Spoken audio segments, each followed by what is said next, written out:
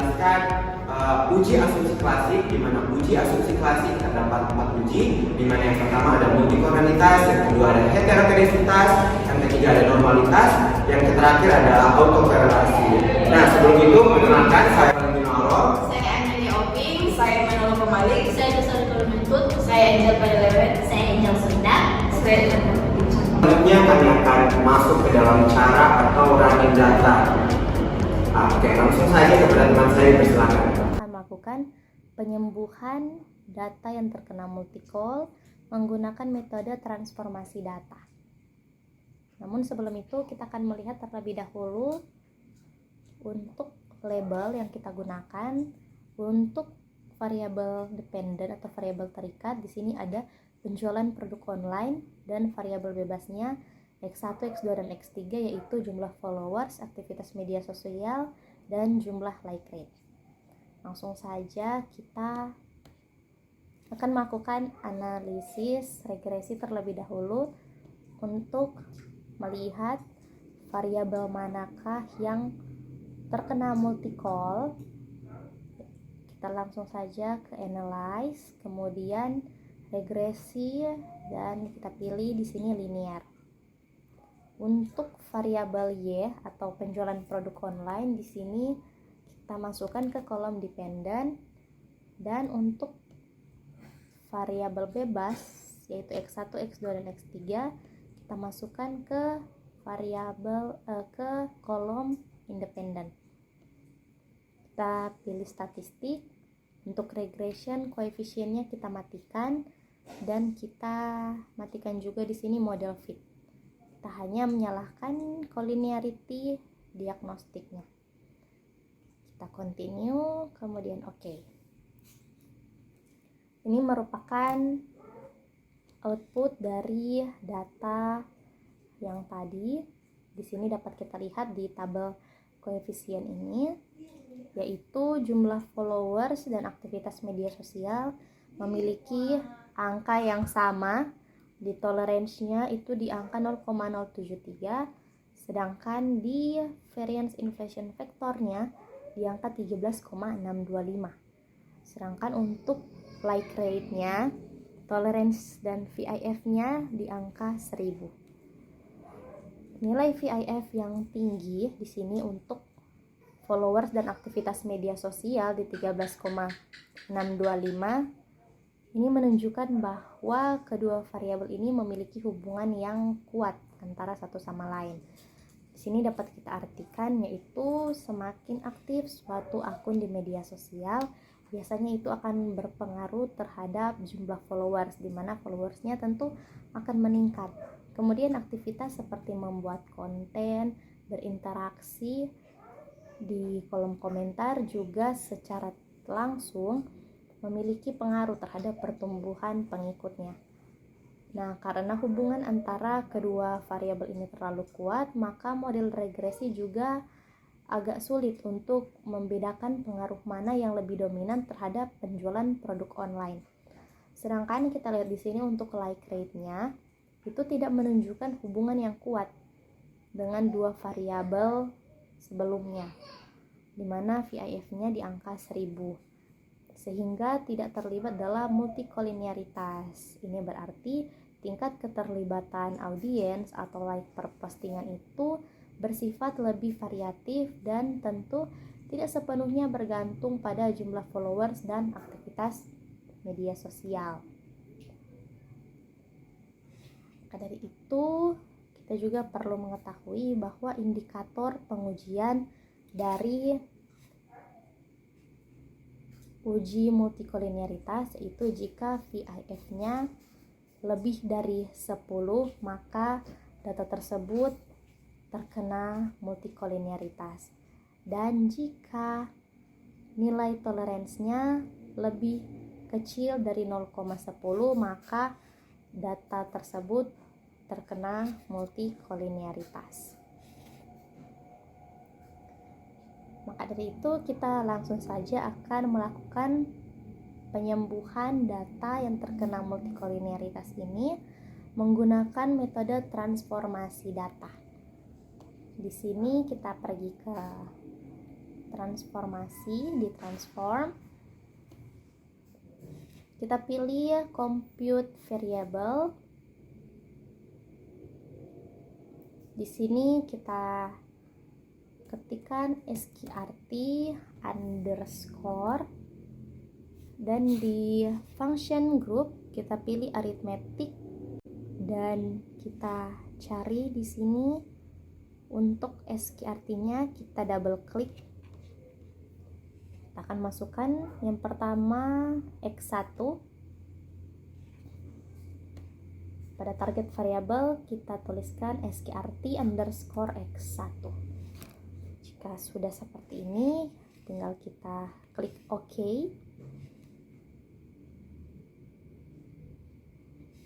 Di sini bisa kita lihat bahwa compute sqrt underscore x1 sama dengan sqrt x1.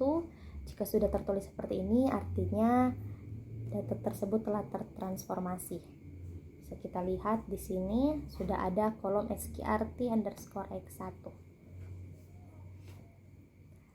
Kemudian kita lanjut, kita akan melakukan hal yang sama. Kita akan melakukan hal yang sama di semua variabel. Kita transform compute variable. Di sini kita hanya perlu mengganti x1-nya menjadi x2. Kemudian di sini kita hapus x1-nya, kita masukkan x2. Langkah ini akan kita lakukan kepada semua variabel yang ada. Next, kita ubah jadi x3, x2 nya kita hapus, kita masukkan x3. Kita klik OK, dan terakhir juga kita rubah ke variabel y.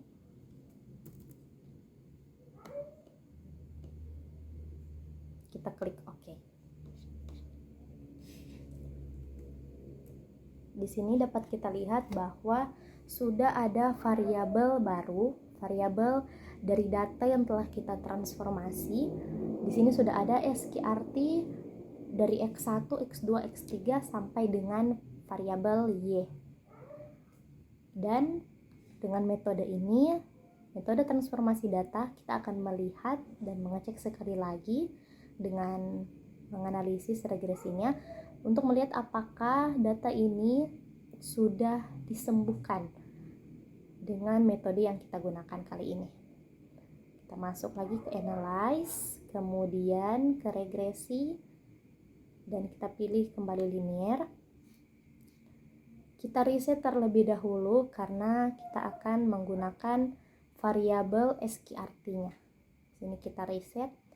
Kemudian untuk sqrt y-nya kita masukkan ke kolom dependent, serta variabel sqrt x1, x2, x3 kita masukkan ke kolom independent. Untuk statistiknya kembali kita matikan, regresi koefisiennya estimate, model fit-nya juga kita matikan. Kita hanya menyalakan collinearity diagnostiknya. Kita continue dan kita klik OK. Ini merupakan output dari data yang telah kita obati tadi. Di sini dapat kita lihat di tabel koefisiennya. Di sini mulai dari tolerance bahkan VIF-nya sudah berubah. Nah, setelah transformasi, hubungan antar variabel sudah menjadi lebih seimbang. Kita lihat di sini sqrt-nya untuk variabel x1 dan x2 telah berubah. X1-nya toleransinya sudah jadi 0,187 dan x2-nya 0,184. Kemudian untuk VIF dari x1 sudah jadi 5,345 dan x2-nya sudah 5,449 dari yang awalnya di angka 13, di sini kita lihat transformasi ini menurunkan skala perbedaan antara variabel-variabel yang tadinya terkena multi-call. Nah, variabel-variabel besar di sini misalnya jumlah followers dan aktivitas media sosial itu bisa lebih tinggi.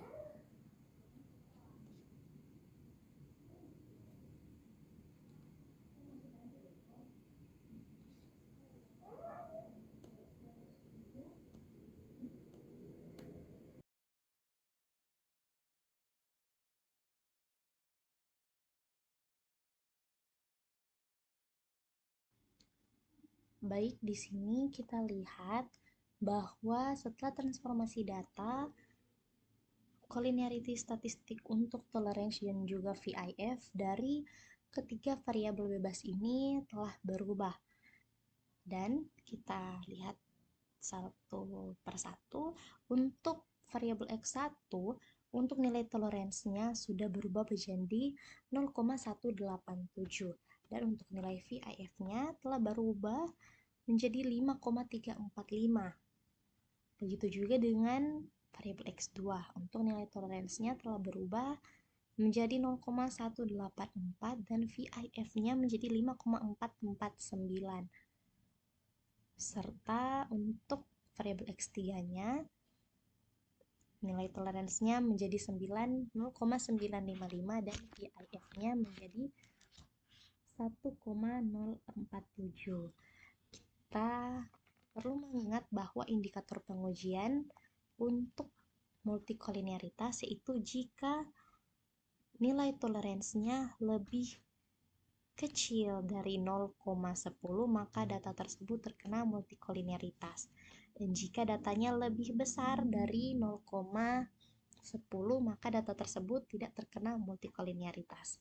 Dan untuk variance inflation factornya, jika data tersebut nilai VIF-nya lebih kecil dari 10 maka data tersebut terbebas dari multicol.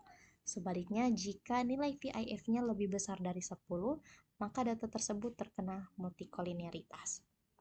Dari tabel koefisien ini dapat kita lihat bahwa setelah transformasi, hubungan antara variabel menjadi lebih seimbang.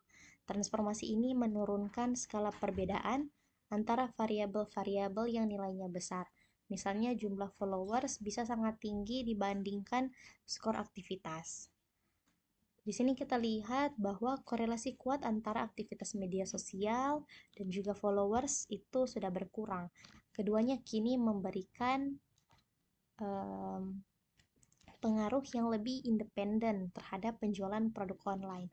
Dan like rate tetap berperan sebagai ukuran keterlibatan audiens dan kini dapat dianalisis bersama dua variabel lainnya tanpa saling mengganggu.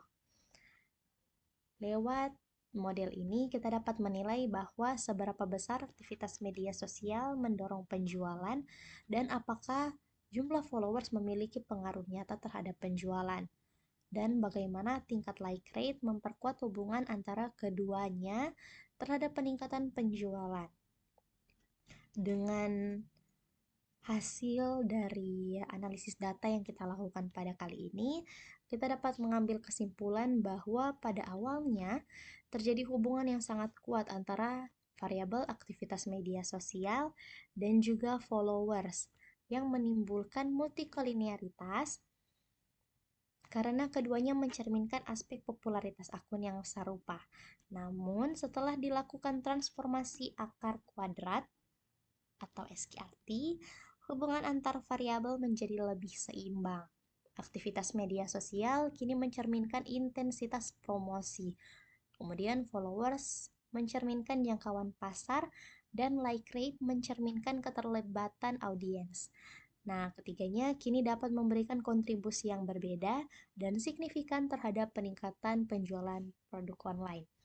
Demikianlah cara kita untuk melakukan pengujian data untuk melihat apakah data tersebut terkena multikolinearitas atau tidak, yaitu dengan melihat indikator dari nilai tolerance dan VIF-nya. Sekali lagi, jika nilai tolerance-nya lebih kecil dari 0,10 maka data tersebut terkena multikolinearitas. Sedangkan jika nilai toleransinya lebih besar dari 0,10, data tersebut terbebas dari multicall. Dan untuk nilai VIF-nya, jika lebih besar dari 10, data tersebut terkena multicall. Dan jika nilai VIF-nya lebih kecil dari 10, data tersebut terbebas dari multikoliniaritas. Demikianlah video kali ini, kita menyembuhkan data yang terkena multicall menggunakan metode transformasi data. Kiranya dapat bermanfaat bagi teman-teman semua. Terima kasih. Halo teman-teman, salam sehat. Pada segmen kali ini saya akan menjelaskan cara melakukan uji heterokedastisitas dengan menggunakan metode Gessler. Nah, seperti yang telah dijelaskan tadi, uji ini itu digunakan untuk mengecek dan melihat apakah data regresi yang kita punya itu mempunyai masalah pada perbedaan varians atau tidak. Nah, baik, langsung saja kita mulai. Nah, bisa kita lihat bersama di sini saya sudah punya sebuah data dan terdapat 2 variabel bebas dan 1 variabel terikat. Data ini berjudul pengaruh like rate dan followers terhadap penjualan produk online. Dan sekarang mari kita akan mulai, dan pertama-tama kita akan menguji data ini jika mempunyai gejala heterokedastisitas. Pertama-tama kita klik analyze, lalu regresi linear. Nah, masukkan variabel Y ke kolom dependent dan masukkan variabel X1 dan X2 pada kolom independent. Setelah itu kita klik save, lalu nyalakan centang pada kolom residual yang unstandardized, lalu klik continue, lalu klik OK. Nah, di sini sudah ada variabel baru yang bernama residual 1, bisa kita lihat di sini. Nah, residual 1 ini nantinya akan kita transform untuk mendapatkan nilai absolut residualnya, teman-teman. Caranya itu kita klik transform, lalu compute variable, lalu kita ketik pada target variabelnya itu ABS underscore res, artinya residual ya. Lalu pada kolom numeric expression kita ketik ABS buka kurung residual buka kurung, masukkan unstandardized, lalu tutup kurung. Lalu kita klik OK. Nah, di sini kita sudah mempunyai variabel baru lagi yang bernama absolute residual. Nah, dan sekarang kita akan melakukan uji Gessler-nya.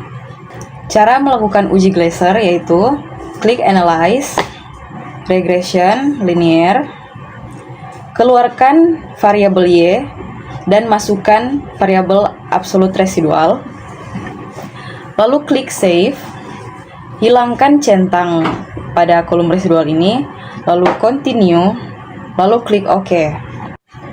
Nah, bisa kita lihat bersama teman-teman, nilai outputnya itu sudah keluar. Kita fokus pada signifikansinya.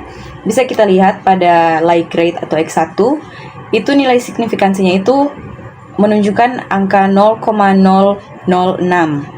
Pada followers atau X2 itu, nilai signifikansinya itu menunjukkan angka 0,019, teman-teman.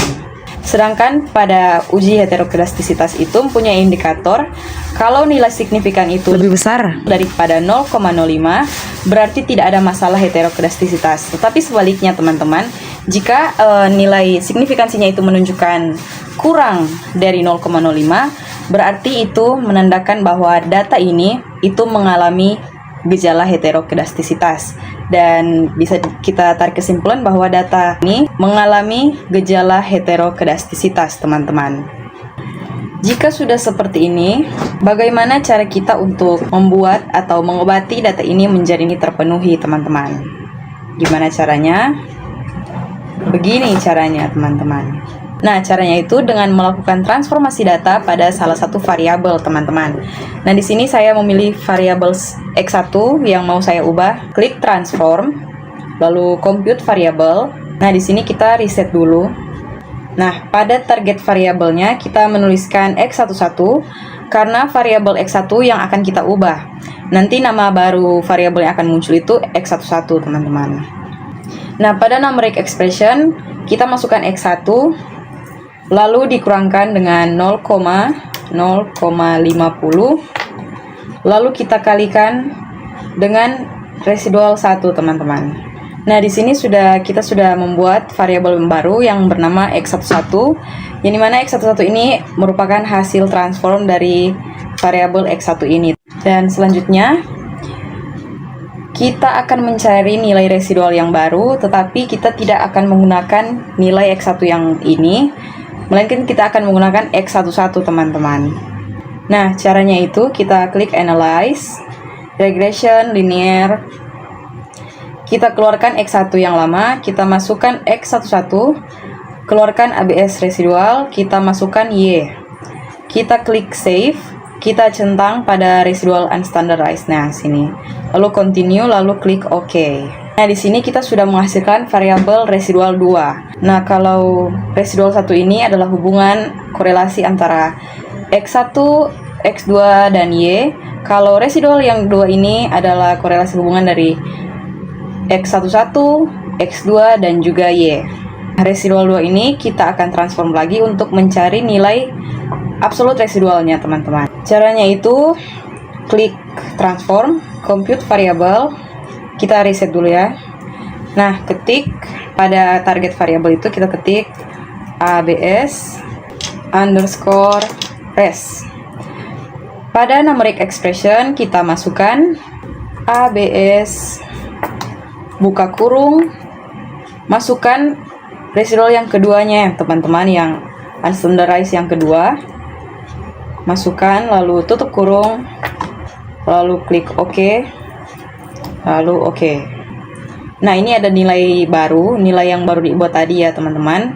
Nah, selanjutnya teman-teman klik Analyze, Regresi, lalu Linear. Keluarkan Y dikeluarkan, lalu masukkan ABS res, lalu klik Save, hilangkan centang pada residual unstandardnya, lalu Continue, lalu klik OK. Nah, di sini sudah keluar outputnya, teman-teman. Kita bisa melihat pada variabel followers nilai signifikansinya telah berubah menjadi 0,114 dan pada X11 itu telah berubah menjadi 0,097, teman-teman. Yang berarti bahwa gejala heterokodastisitasnya sudah tidak ada lagi. Nah, selanjutnya teman-teman, ini data X11-nya ini kita copy, lalu kita paste di kolom X1 yang lama ya, supaya tidak membingungkan karena terlalu banyak variabel. Kita paste di sini. Ini kita hapus saja ya. Dan juga residual yang pertama bisa kita hapus saja. Jadi ini data kita akan uji lagi ya, teman-teman. Caranya itu klik Analyze, Regression, Linear, X1 masukkan, Save, ini nyalakan, Continue, lalu klik OK. Bisa kita lihat teman-teman, ini sama ya seperti tadi. Nilai signifikansinya itu sudah di atas 0,05.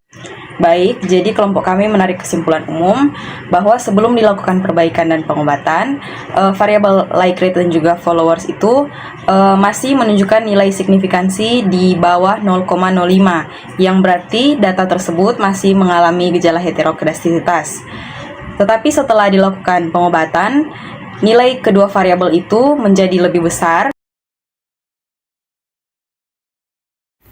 Kita masuk dalam kriteria pengujian autokorelasi Durbin-Watson. Persyaratan ketidakadaan gejala autokorelasi terjadi jika nilai Durbin-Watson berada di antara nilai batas DU dan 4 kurang DU. Secara matematis, DU lebih besar DW, lebih besar 4 kurang DU. Diketahui jumlah observasi atau N 12 dan jumlah variabel bebas K 2. Nilai batas bawah nilai DL 0,8122, nilai batas atas nilai DU 1,5794, nilai kritis atas nilai 4 kurang DU yaitu 2,4206. Penarikan keputusan bandingkan nilai DW yang diperoleh dari perhitungan dengan rentang nilai DU dan 4 kurang DU untuk menyimpulkan keberadaan autokorelasi. Jadi 1,5794 lebih besar dari 2,094, lebih besar 2,4206, atau DU lebih besar DW lebih besar 4 kurang DU. Jadi untuk DL dan DU tadi kami dapat dari tabel Durbin-Watson menurut data kami yaitu N12 dan K itu 2. Jadi untuk DL itu 0,8122 dan DU 1,5794. Jadi dapat diambil kesimpulan akhir yaitu tidak terjadi autokorelasi atau model regresi yang diuji bebas dari masalah autokorelasi. Terima kasih. Kita masuk dalam uji normalitas. Namun sebelum itu, apa sih konsep dasar uji normalitas? Yang pertama, uji normalitas dilakukan untuk memastikan apakah suatu data mengikuti pola distribusi normal atau tidak. Yang kedua, dalam analisis regresi maupun statistik parametrik, uji normalitas merupakan salah satu syarat utama yang harus dipenuhi. Yang ketiga, pada analisis regresi, data yang diuji normalitasnya adalah unstandardized residual. Sedangkan para statistik parametrik seperti uji T atau ANOVA, setiap variabel perlu diuji normalitas datanya. Yang keempat, terdapat berbagai teknik yang dapat digunakan untuk memeriksa distribusi normal. Salah satunya adalah metode Kolmogorov-Smirnov. Yang kelima, uji normalitas Kolmogorov-Smirnov menjadi salah satu metode yang paling umum dipakai, terutama untuk sampel dengan jumlah besar atau lebih besar dari 50 data. Kita masuk dalam kriteria pengujian. Uji normalitas Kolmogorov-Smirnov.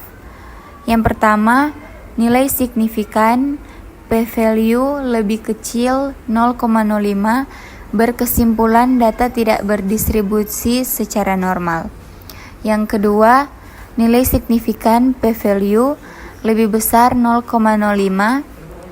berkesimpulan data berdistribusi secara normal. Pertama, uji normalitas sebagai prasyarat statistik, parametrik, dan uji korelasi. Dan yang kedua, uji normalitas sebagai prasyarat dalam analisis regresi. Kita klik Analyze, lalu kita klik Non-Parametric Test. Selanjutnya kita klik Legacy Dialog. Baru kita klik One Sample.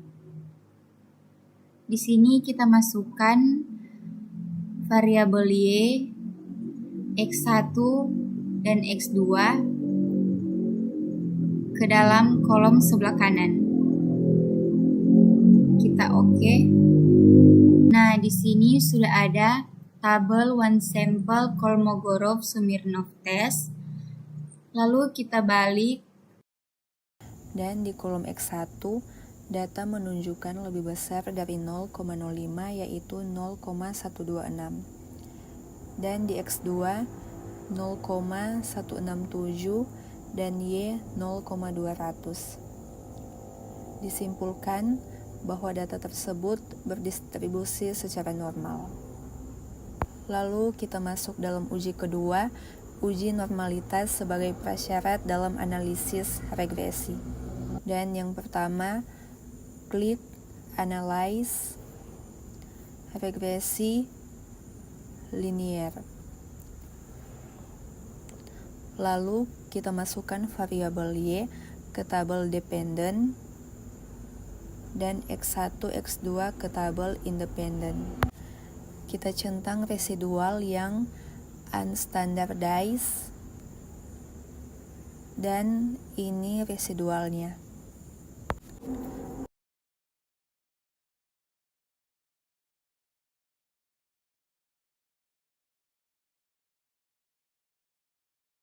Lalu kita akan melakukan analyze non-parametric test.